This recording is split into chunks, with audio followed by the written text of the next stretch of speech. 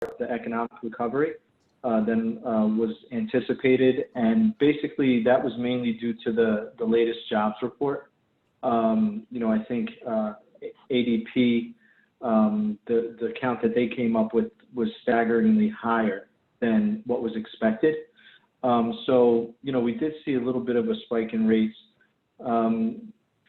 Whether or not, this, it might end up where we're back at all-time lows or possibly even new all-time lows. But, the consensus was, certain experts saying they're going to be, they're going to be low for a sustainable period of time, probably the next 2 months.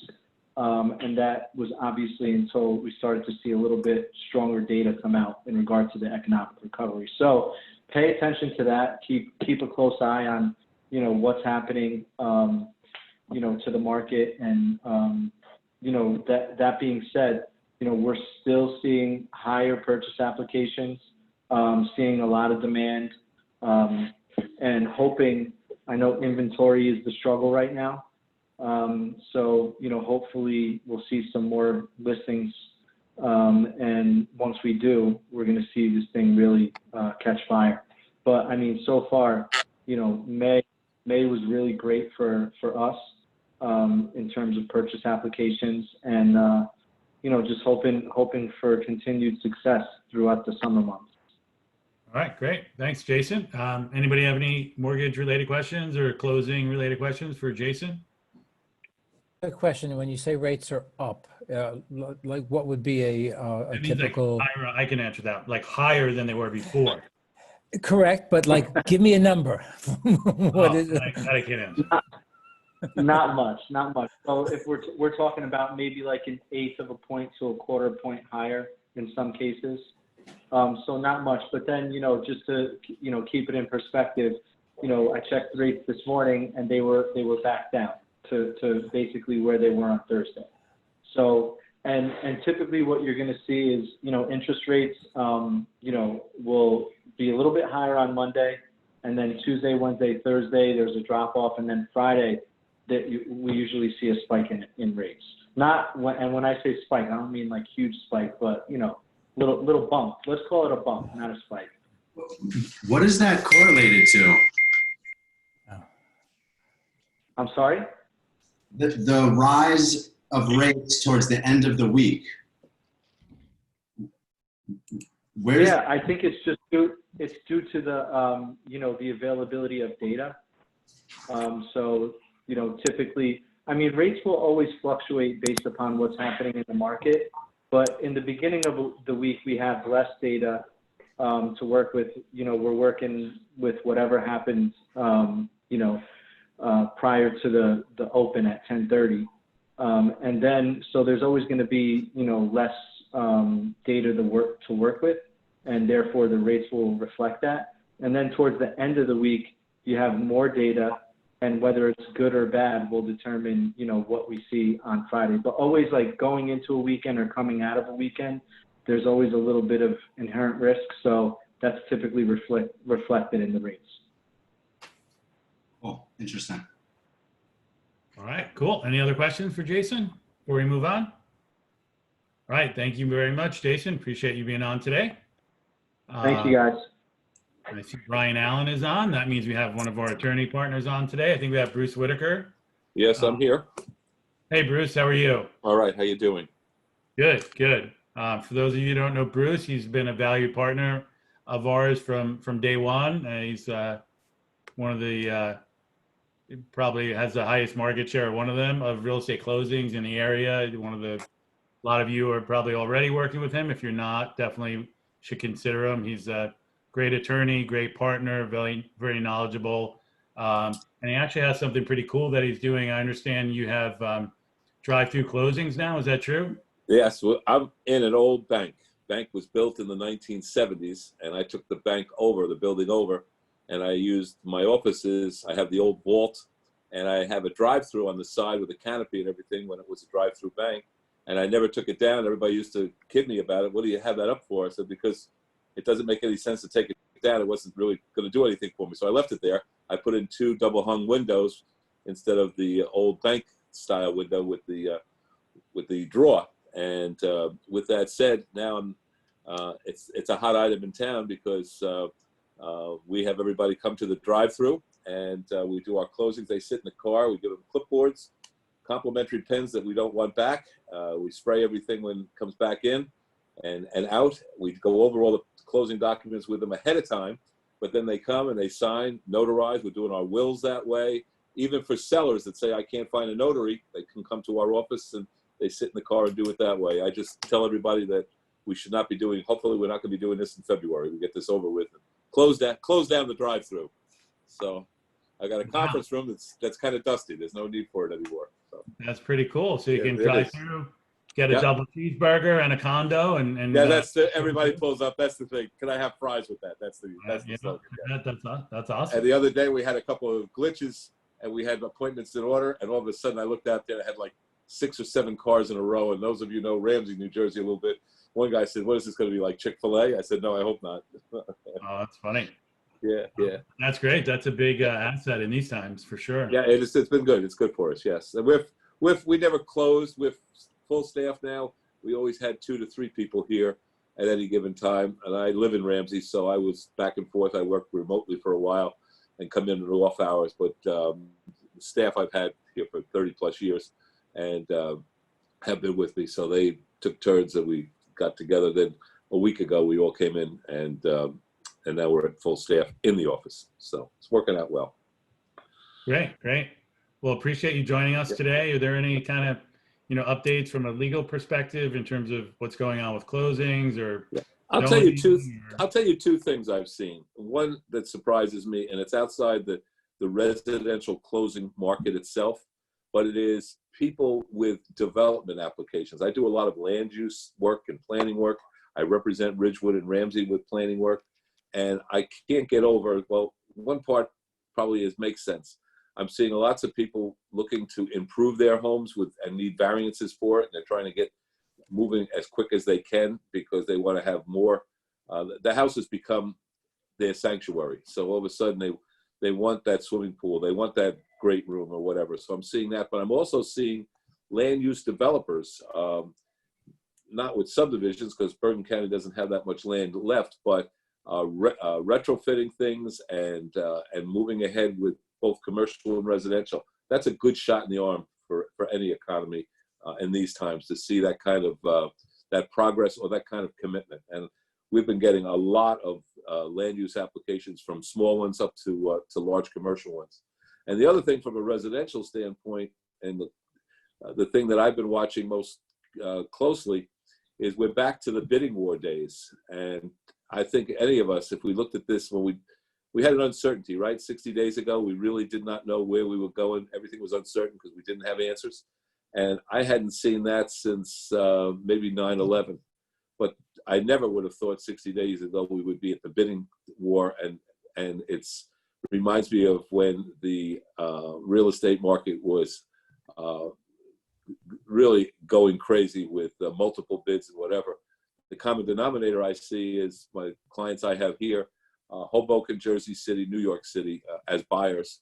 And the common denominator I see on sellers are people that say, I don't need to be in this area anymore. I've either retired and I don't need to live that close to the kids in a hot spot, so I'm going to go somewhere else. Or people that have learned that they can really now work remotely and the boss said, go do that. And they're moving to all different kinds of places. I see a lot of people moving out into the Pennsylvania areas, rural Pennsylvania.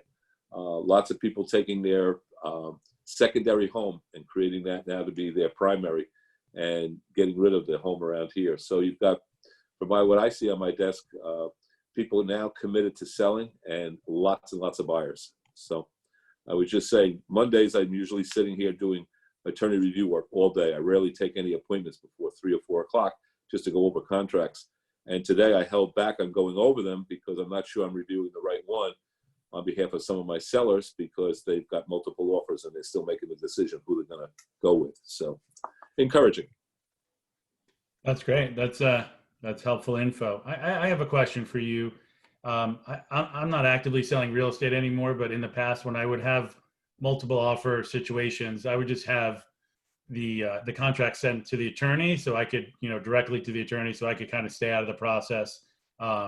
and not appear to be favoring, my own clients. Do you have any advice for our agents in terms of the best way to handle multiple offer situations? Yeah, so many times the agent is going to say highest and best and pick a time frame. We refer to it here in the office as high noon, meaning that there's a certain day at a certain time, everything has to come in. I think it's very important that when you're representing that seller and you go with a highest and best, that you stick to your guns, so to speak. You say, and that's what it's going to be. There's not going to be any doubling back. That creates not only animosity, but it creates bad, public relations for that listing broker with those people that were playing by the rules and then were told the rules changed. So I always recommend that when I have a seller and I say to them, either the broker or myself are going to work on highest and best, and we're picking a time of day that's going to happen, do not come back and try later to say, hey, can we ask somebody to go better than what the highest and best is now and keep the bidding process going. That's wrong. So I recommend that you don't get involved in that kind of a transaction or that kind of procedure. What do you think of escalation clauses? I actually bought a house recently and I put one in there to say, I'll bid $10,000 higher than the next highest bid. And the attorney disliked it so much that he talked the seller out of accepting my offer because they thought it was like a kind of cheating, and I thought that was a pretty common thing to do, but the attorney really I rarely see escalation clauses. I remember that years back there was an escalation clause in the form contract that Weichert used. None of us as attorneys liked it, whether we were sellers or buyers. My concern always with the escalation clause is I say to my seller, so you got an escalation clause that somebody's going to bid higher than the best bid? Yeah. I said, so let's see what the appraiser does when he comes in. And now we're so far over what the appraised value is that the person doesn't get their loan. So I think the only time I let an escalation clause go in is if I'm dealing with a cash buyer. Got it. That makes sense. Okay. Anybody have any questions? It's rare you get a chance to talk to Bruce Whitaker. Normally, if you have a question, he charges $800 an hour. Not yet. And Bruce, I have a question. What would you say you're seeing the most of when it comes to developments? Is it mixed use? Is it small residential? Is it small multifamily units, like mostly opportunity zones? Well, I think the one thing that was very prevalent a year and 2 years ago is everybody was getting into building multiple family rental units. That was a hot ticket because the millennials said, we're going to rent, we're not going to own. That was a very big concept. And you see some developments in Bergen County. Look at Hackensack and you see what's going on. Even if they're not all rental, some of them down there are going to be condominium ownership. But that became a very hot ticket. I have my developers now pulling back from that, saying, people don't want to live in those small places and they may not want to be in that city type environment. So they've pulled back. What I have seen is a lot of redevelopment in the local towns where they're taking and retrofitting buildings, retail on the first floor or offices on the first floor with residential above. I've got a number of those kind of applications going on. And I'm getting quite a bit of work with townhomes being done. The subdivisions, if they're out there, we've got a couple of subdivisions that were approved and we did not have anybody buying them. And now I got builders coming in to buying up the land to build because they see a market for people wanting to get out of the city. And the people coming out of the city, for the most part, I'm seeing big numbers. And by big number, I'm saying $800,000-$900,000 plus. So I do some work with Toll Brothers, who told me that their numbers were off the charts for the last couple of weeks in the projects that they have and the number of contracts they accepted. And those are big ticket items in Upper Saddle River, Mahwah, Hohokus. So.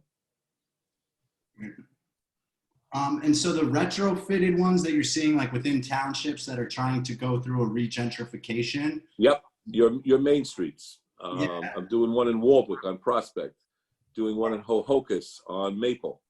Going to be doing two on Maple. Ridgewood's already going through that. I represent that town. They're already going through that. You've seen what's happened down in Hackensack. A lot of towns are following that. It's a very interesting thing from a planning and land use perspective.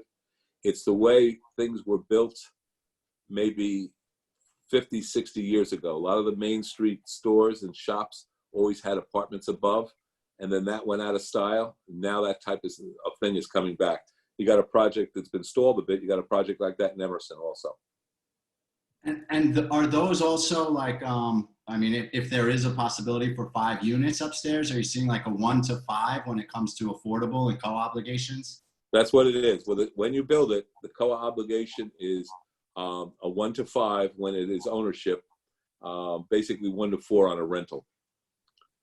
COA's got some tough, stringent rules that I have to work with, because they have a rule that your first affordable unit is supposed to be a 3-bedroom unit, which is sometimes impossible when you're creating and building a project that's all 1-bedroom studios or 1-bedroom units or maybe 2-bedroom units. So you gotta get some exceptions from their rules. But that's what you're seeing. And you got some big projects out there, on the horizon. The Park Ridge, Saddle River areas, with what the courts have come down with the decision making. Englewood Cliffs, you read about that one in the paper. That's gonna basically, the judge down there approved more units than the developer wanted. So It's a good time to be in real estate. it is. That's one you're seeing with the conversions. You're seeing these big offices, the old Mac Cali kind of buildings. You're seeing them either tumbling down or being converted. You're going to see more of that. You saw that with Mercedes-Benz buildings gone. You've seen that the A&P building in Montvale is gone, and that's all housing now. And that's what they're looking at with the land. And offices, are going to become more of a white elephant than ever before, these big office complexes. I did a project a while back. There was an office complex in Paramus, and I did a hotel there for a developer. I took the office building down and built a hotel over by Paramus Park. All right, good. I'll remember your name next time something comes up, land use. Thanks. Look forward to it. All right, great. Thank Well, you. thank you, Bruce. Any other questions for Bruce before we move on to David? Anybody? Going once? All right, well, again, I'd say Bruce, let's see, Bruce is amazing, someone is saying, land use attorney, highly recommended. We got a lot of fans. Patty Thank you. had a lot of raving fans here today. So yeah, like I said, everybody, Bruce is an excellent attorney. Also, if you're looking for an easy way to refer to Carnegie Title, you can see, Brian Allen is on the call today. He never comes on here, only because of Bruce did he decide to show up today. So great attorney, great way to work with Carnegie Title. Yes. Thank you so much for your time, Bruce. Well, pleasure, honestly, pleasure working with Carnegie. And it's with I have the staff, as I said, that's literally 30 years plus, and the real estate people here, including my daughter that works with me, are pleased to work with Carnegie because they're very attentive, and when issues come up, they're problem solvers in getting it done and getting it to the closing table. That's important. That's the most important thing. Yeah. Awesome. Thank you, Bruce. Okay. All right. And thank you, Jason. Let's move on to David. How you doing, David? I'm doing well. How's everyone here doing?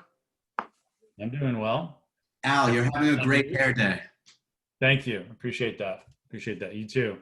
So I think most people know you, but maybe start out by telling us a little bit about yourself and then take it over and let's hear about tech. All right. So my name's David Axelrad, for those that I do not know, and I look forward to meeting you. I've been a realtor with KW, I guess going on 2 years, just over 2 years. I think April was my 2-year anniversary. I'm in the Bergen County residential real estate game now for about 3.5 years, coming from a development background, more commercial. My last project was in South Florida, so a 2-year contract down there for a very affluent building. I came back to Bergen County, my hometown, and I really saw an opening in terms of marketing. There was a lack of consistent marketing material.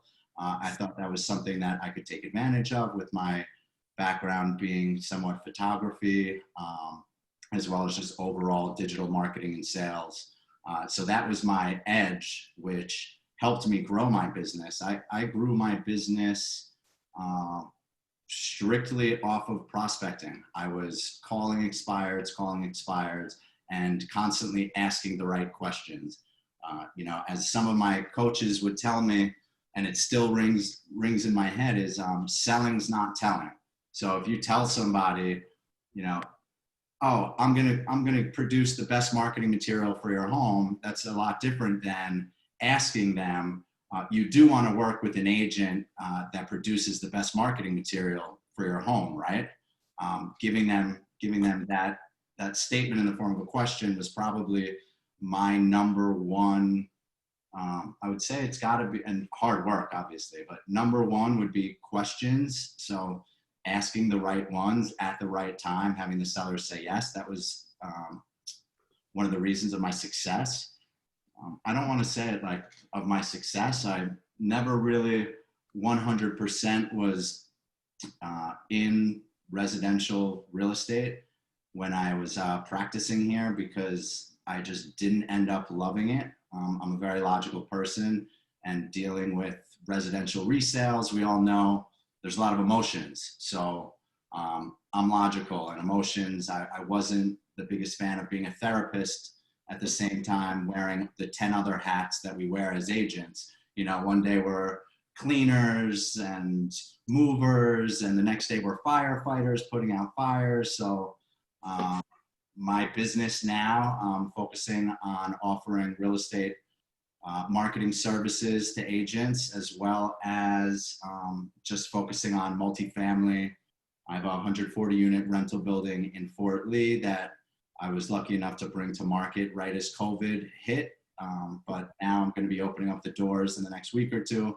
I am cooperating with agents. If anyone has anyone looking for studios, 1, 2, 3 bedrooms in Fort Lee, it's a brand new building, and less is more. We don't have too many amenities, but we offer oversized closets and larger living space. So it's definitely a plus, especially if you're one of the people that don't use all the amenities, the golf rooms, the bowling alleys. I'm right next to the Modern. So when I say that, I mean, the Modern has bowling alleys, golf rooms, media rooms, movie theaters. We have a less is more mentality here. And it's been so far so good. We're at 25% as of June 1, and we'll be at 39% by July 1. So I've been busy, and at the same time I've been busy with my marketing company, Real Market Tech, and I see a few familiar customers' faces on here. So it's always good to see you. I appreciate it, and do appreciate the business, which I will be actually launching for the first time. Last year was somewhat of a soft launch just to test the market, and I proved concept. So I'm looking forward to offering services to everybody. And the reason for this class, I wanted to touch on something that really bothers me, and the verbiage that people use. Even some of my customers, they don't know the difference between things, and that can actually end up hurting you when you're going up for a listing.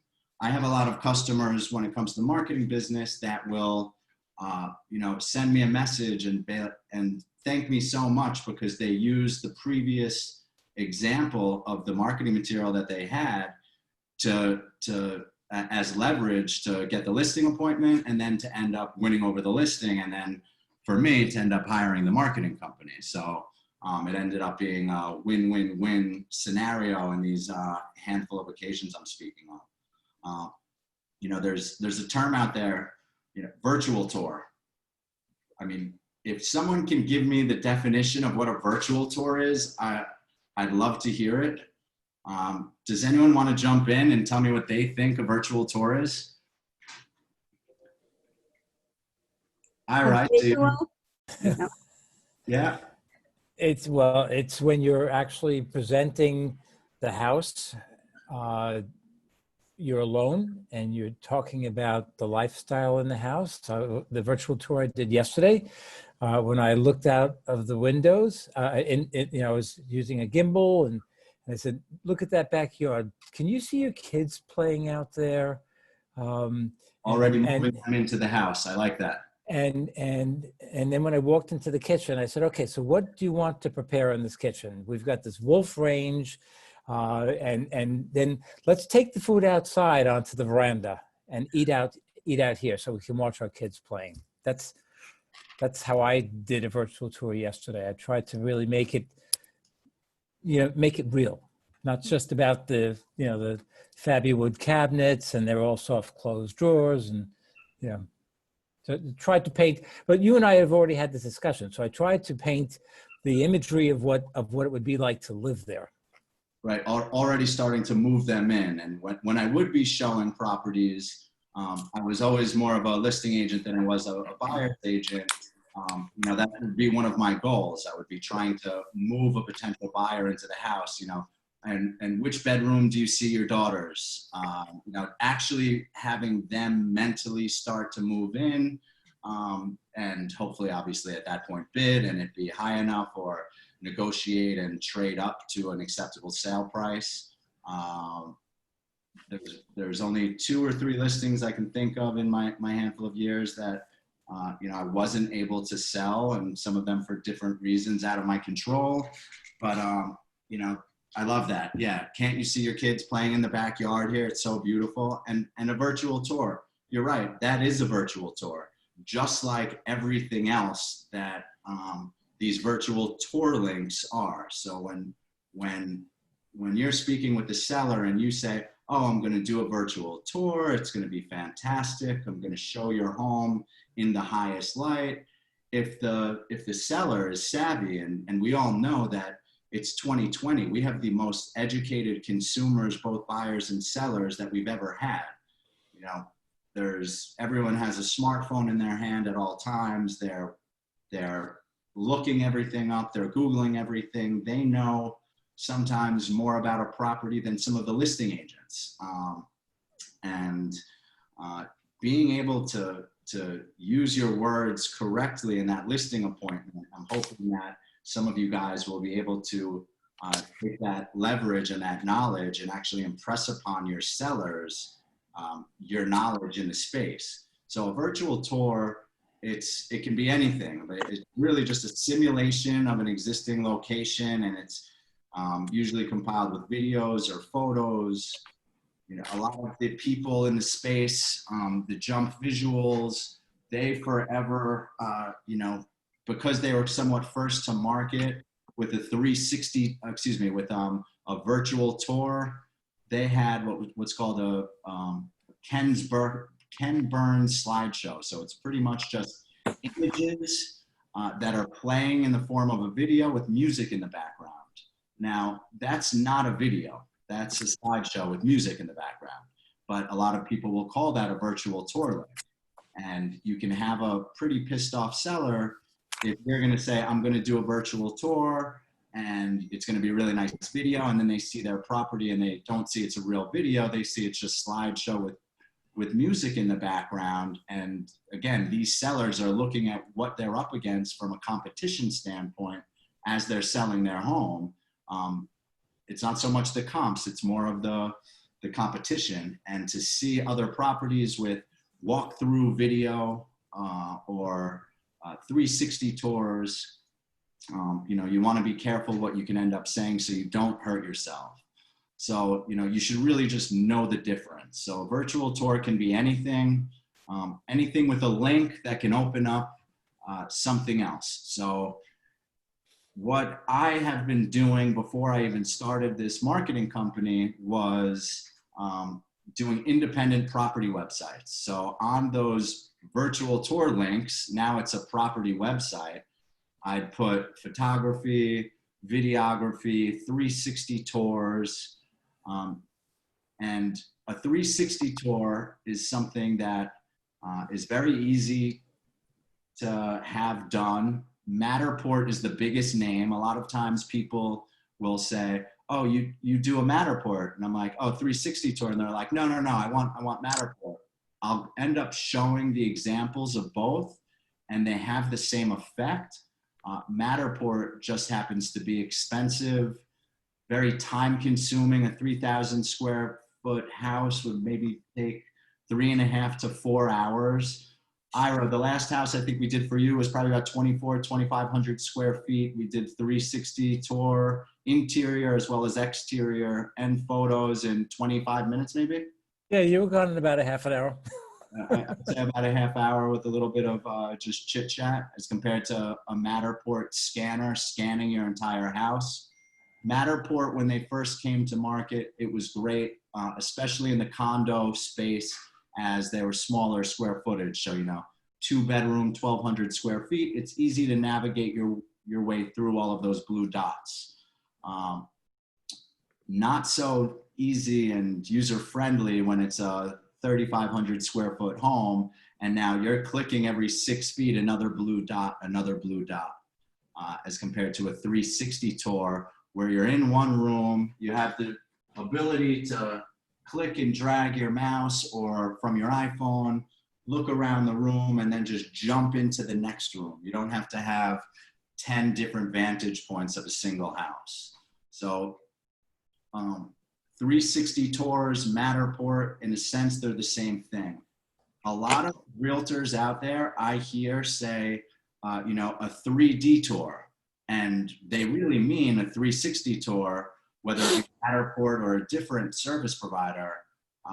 Now, that's not right at all. That is, if you're saying a 3D tour, you should stop saying that, because if a seller ends up digging in and asking you a little bit more on what exactly you mean by a 3D tour.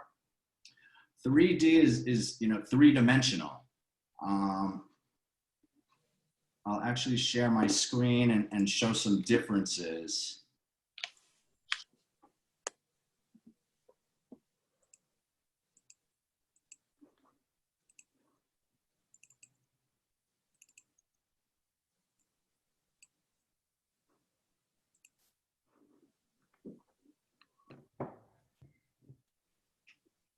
So That's a really nice Matterport tour there. there you go, Al. You can tell Al hasn't been in the real estate sales space in some time.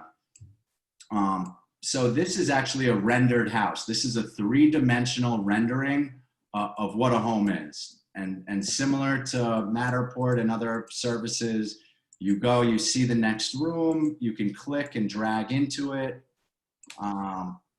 And I want to go to the dining room, you click dining room, now you're in the dining room. So this is 3D. But again, this was built only from blueprints, this example that I'm giving you, to end up showing you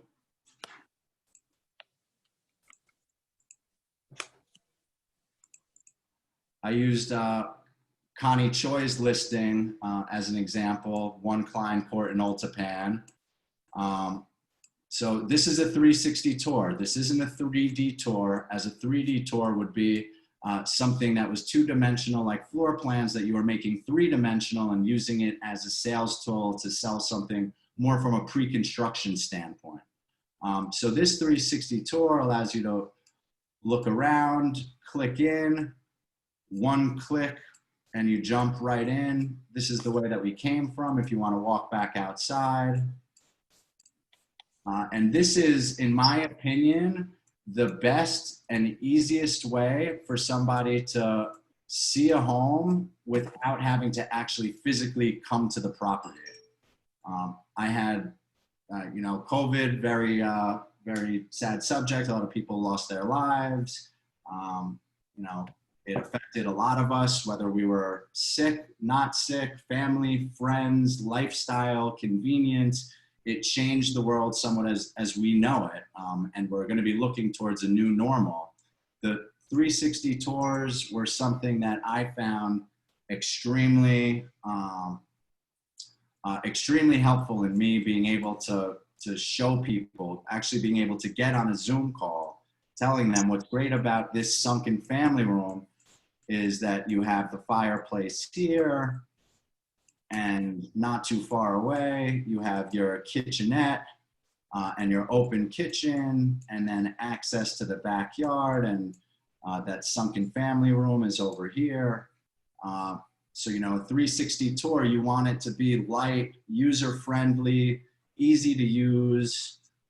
I'm gonna just show a quick example of the difference of this 360 tour and the difference of what a Matterport tour is.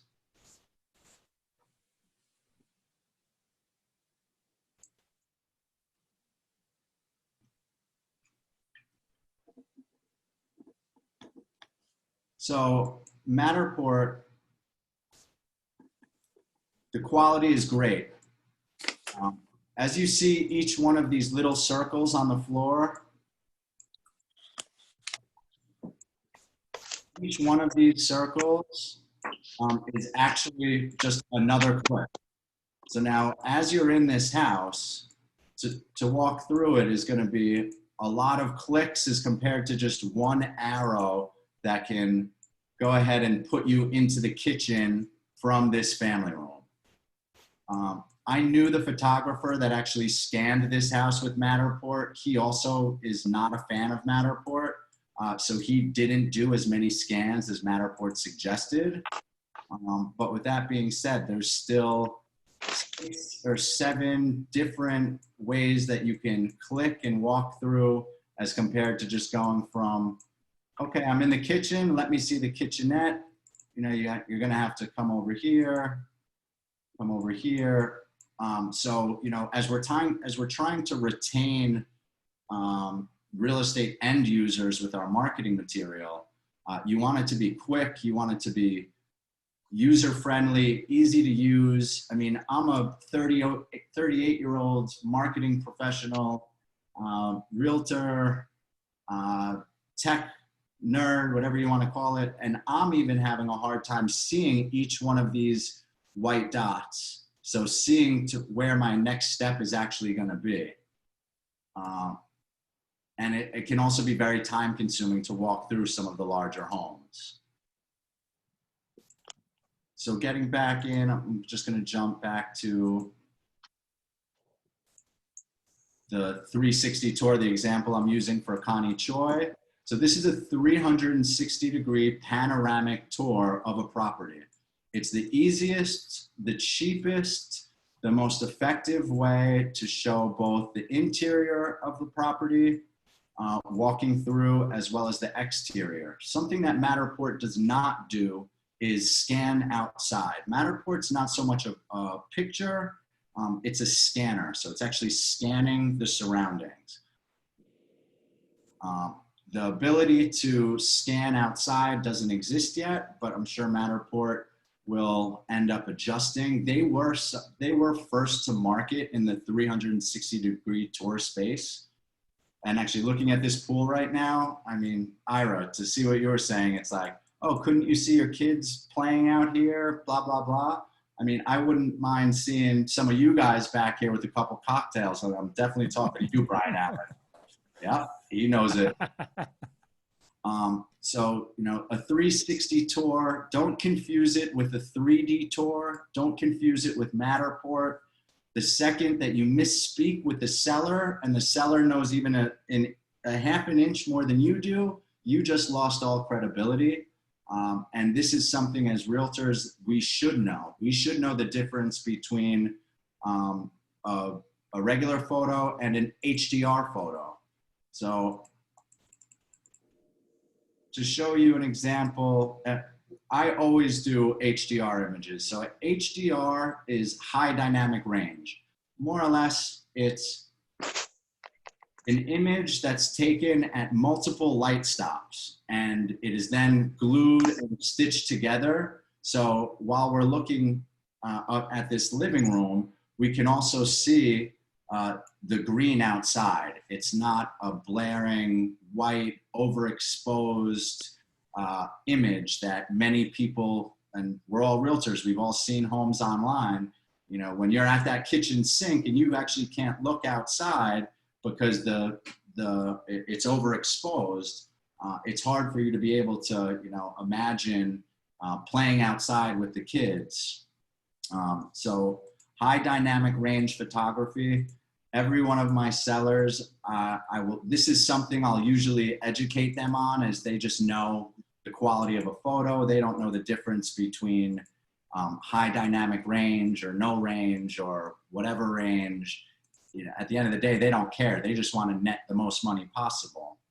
But when I'm able to explain to them that high dynamic range will eliminate a lot of the shadows that may naturally be casted in the house because you're taking multiple images at different light stops and gluing them together, they're always pleased with with the outcome of their photos.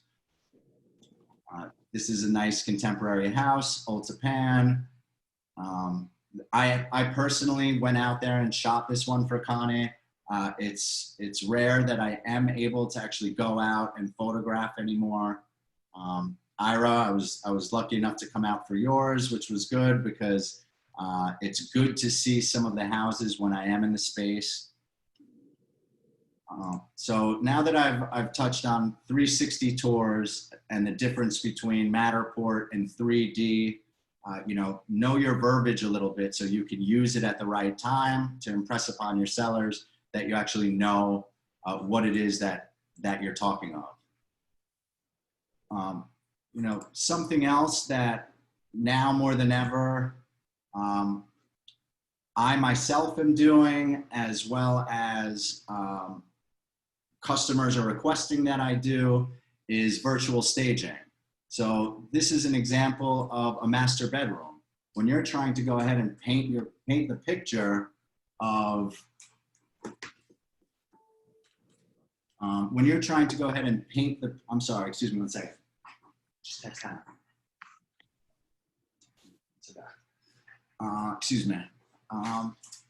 When you're trying to paint that picture of having a buyer moving themselves into the space, to be able to virtually stage it affordably, effectively, also with sometimes different styles. I've done that before where, you know, you don't know if the buyer is going to want a little bit more of a traditional style or a transitional style or a contemporary style, to show them the master bedroom or the family room with a couple different finishings is nice, and it's effective, and they're able to actually see which way, even if they don't like the layout of this virtually staged image, you know, you can already be like, oh yeah, no, I would reposition the couches so that I would have the back this way, facing the TV that way. They can begin to do that, but when they have nothing to give them some type of lead on the style, which way they would put what in each room, and then also to show the virtual staging from multiple angles, it's effective. It's also a lot less expensive than actually staging a property. So there's people out there that'll virtually stage, and really when it comes down to it, I offer virtual staging at $35 a photo if I take it. There's people out there that'll go up to $70, and there's some people that'll do it for $25. You get what you pay for. The most important thing is that you end up going with somebody that you know, you've seen their work before.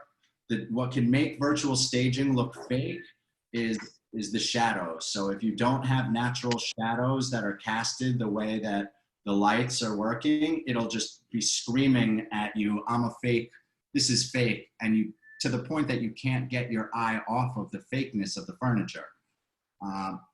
And this right here, it looks very realistic. And this is something interesting. This is actually one of the few things that I sub out to a team that I have retained because it's so labor intensive. But virtual staging is important. If a seller's property is vacant, you know, by offering virtual staging, they'll see that you're willing to invest into their property. So I've just been going for about 20 minutes and talking. Does anyone want to have any questions in regards to what I've said so far? It looks like Andi had a question in the chat. Andi, do you want to mute yourself? Sure. I just want to know, David, I like what you do, certainly much more than the Matterport. I never liked the Matterports, but I would like to know, and I thought I saw one of your houses where you do a video fly-through. So it's room by room. All right, yeah, so, and then thank you for that, because video walkthrough is another term to be used in the real estate marketing space. So, and that would be a video walkthrough.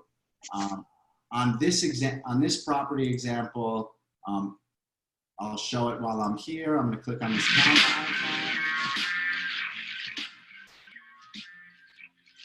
icon. And so this is a drone video. So it's aerial. It's aerial video just to show off the exterior of the property. It has a very special backyard, very mature landscaping. And so I think we all know what a drone is in this day and age. So, you know, that was used with a drone. That's a drone video. And then as for a video walkthrough, I'll pull up another example.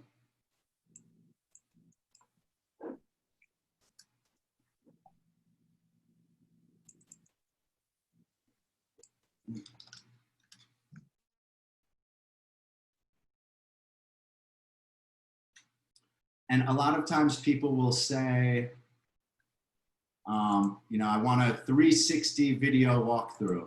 And that's, you know, something that doesn't really exist in the space. And saying that in front of a seller, if they know something about media, they're going to be a little like, well, wait, you're going to do a 360 video walkthrough? I do have to give credit to Joe Costello. Every one of his listings, he'll end up doing a 360 video walkthrough where he'll actually give a showing with 360 video. It's labor intensive to edit after the fact, but so this is just a walkthrough video, not to be confused with the slideshow video.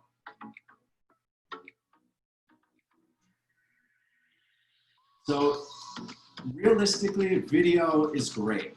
All right, is it always worth the investment? You know, as listing agents, when we take any type of listing, we're not guaranteed the paycheck at the end of the day.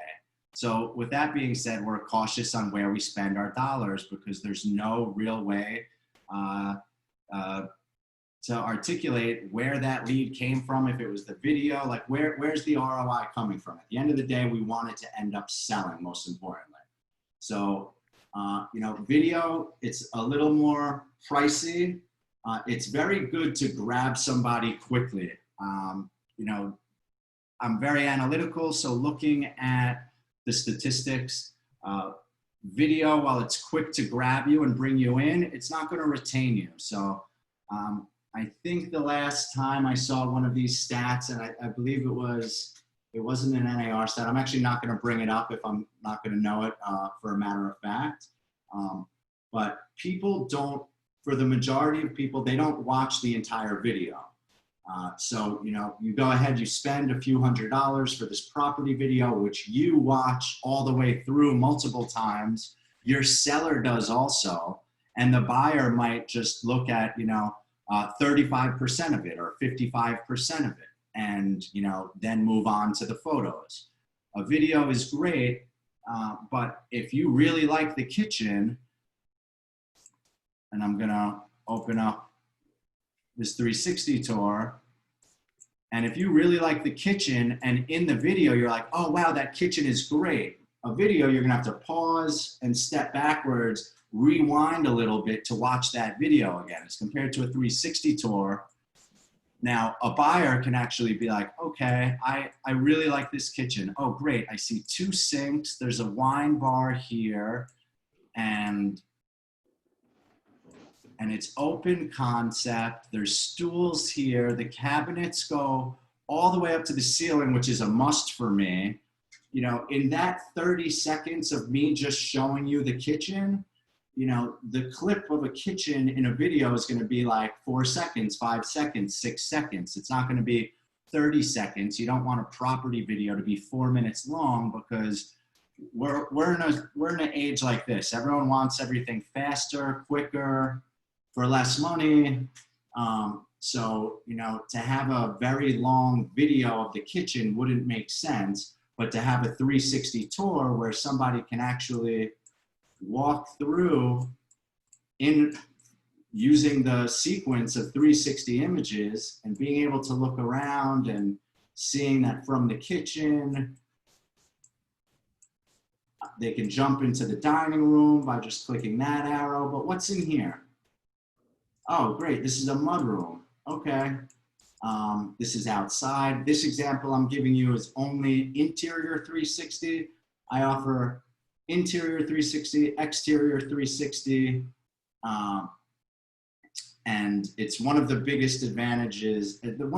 I'd say the largest disadvantage of Matterport is that it's pricey. It's very heavy to use. It's not light and friendly and can click, but Matterport cannot go outside, especially on the days. Here, actually, Ira, what's your property address for the last one I did for you? 2-08 Kenneth Avenue. I'm sorry, say it one more time. 2-08 Kenneth Avenue in Fairlawn.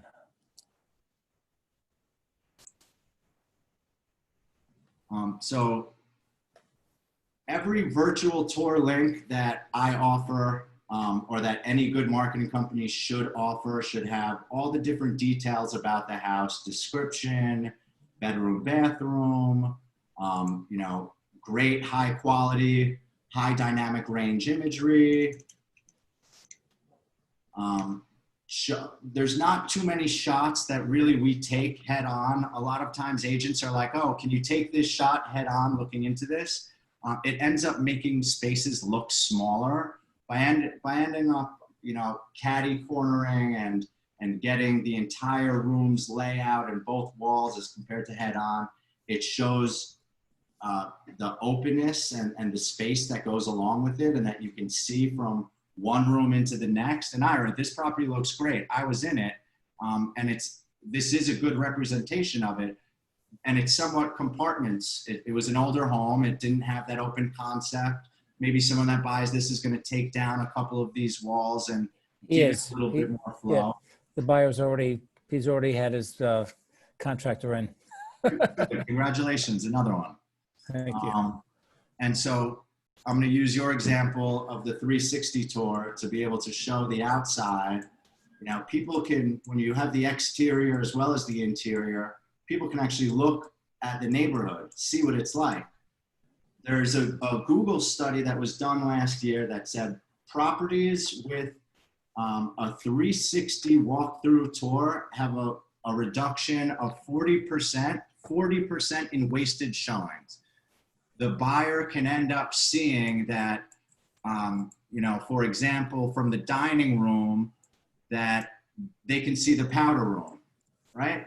Now, in regular photos, you might not be able to see that. In a 360 tour, where you're able to be like, okay, this is the dining room, and not that there is a bathroom right here, but if this was a bathroom and they'd click in and take a look at the bathroom, they wouldn't schedule a showing to the house, because they'd come and they would end up seeing that there was a powder room right by the bathroom, and that was an ultimate no.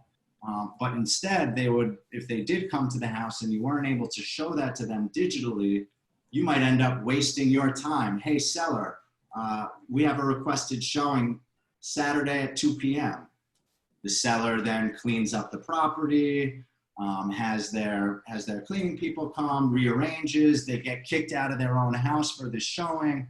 The buyer's agent, typically now more than ever, you know, less and less as realtors, we're double-siding transactions, thanks to Zillow and the other lead sources out there. So as we're double-siding, less transactions, acting as dual agents, chances are it would be another agent.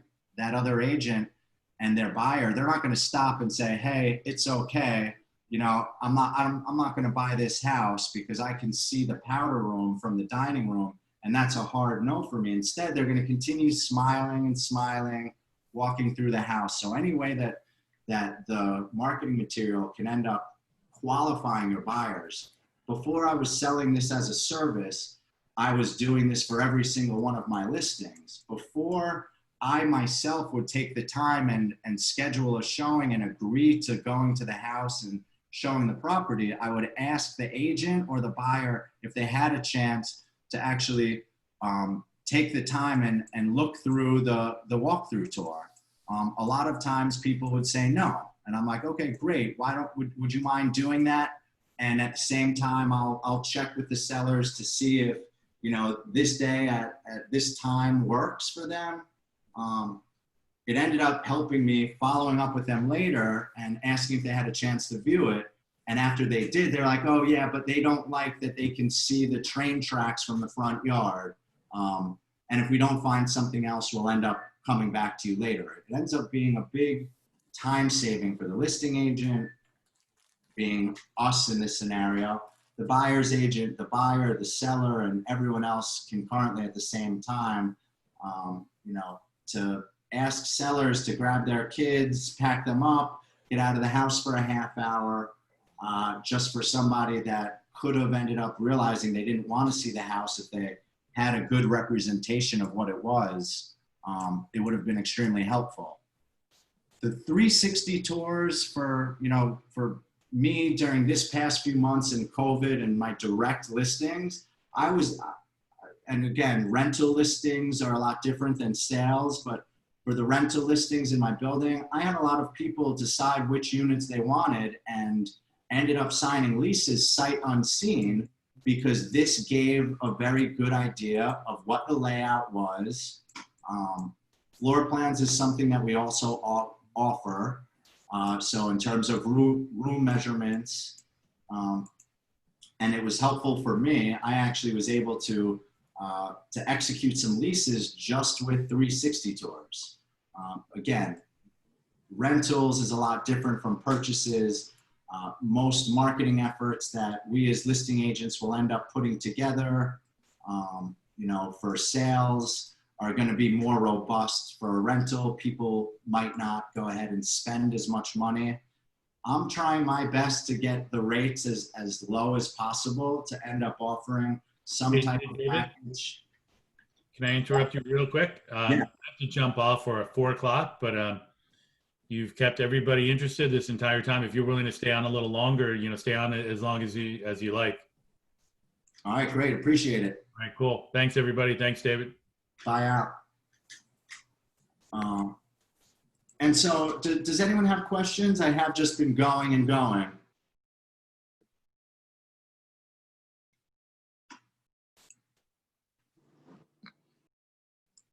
It looks like you're clear in the chat. I think you answered the one about what would you recommend between 360 virtual tour or video? But I'm thinking you're saying 360 tour is better. Right. So 360 tour is going to give the most to offer. A video is going to be good to catch somebody quickly, but that's not going to end up being good enough to actually qualify them to see if they actually want to see the home or not. And both a video and a 360 tour, they can both be virtual tour links. As you know, that's a very open-ended definition. What's a virtual tour link? It can be anything, any type of link that you can share with somebody is a virtual tour link. So yes, definitely 360s without a doubt. And Andy had a question about your pricing. So I run pricing based off of square footage and what you request. So when ordering through my platform, you input the property address, it does a query and looks up the square footage according to the tax records, based on the square footage that's on the tax records, and you saying that you want interior 360 and exterior 360. Then we take a look at the lot square footage as a whole, and then we'll end up giving you a price. But I can tell, Ira, do you recall what you paid for this? $300. So yeah, and this was not a large home. So $300, giving you an interior, an exterior, as well as photography. Being a realtor, I'm trying to price this as I would want it priced if I was buying it. In the end, it's a huge time savings for all parties involved. Also, it's a great way for you to go ahead and show sellers how you market homes for sale, to use as leverage to get more listings. And you know, so to give you a direct price, it varies, but it's affordable. And I'll tell you, it's about 50% of what the competition charges, as I've spent the last 2 years developing automation that will piece a lot of this together, which requires less editing from an editor. While I was only at the property for 25, 30 minutes, Ira, you know, this, if it was done manually and had to be put together, would be another few hours, especially with editing of all the photos. By automating a lot of it, I'm able to end up offering it for a lesser price. So I put your URL in the chat as well. So everyone, if you want to go see David's website, I put it right in the chat. So, and actually that URL shouldn't be up right now. That's going to have pricing that's not accurate. And also if you did register and log on onto that account, I'm not going to see that order, and then my admin will just end up emailing you. I've really been working hard on redeveloping a web application to give to everybody to make it extremely easy to order, as well as to have all of your properties and all of the tour links and all the photography easily accessible to download. So thank you for sharing the link. And, you know, by July 1, I'm hoping to relaunch the web application and have a lot of the automation. Something I do want to touch on, you know, as price is always a question, is I came up with an efficiency algorithm, well, me and my team, an efficiency algorithm. So say something was normally $350 based on the square footage, and you requested it for Saturday at 2 o'clock. And I'm like, all right, I could do it for $350 Saturday at 2 p.m. But if I was to, if you were able to do it Friday at 1 p.m., I could do it for $300. Because that means I'll have a photographer in that same town, in a close proximity, where I'm able to offer more competitive pricing, because my photographer is going to spend more time shooting and capturing homes as compared to driving around. So I'm trying to really pass those savings on to agents. So whenever you have some flexibility, I'm offering a little bit more of an edge in terms of discount and pricing, which will all be explained a lot easier in the future, not by me. And I look forward to working with anybody that has properties that they're looking to market.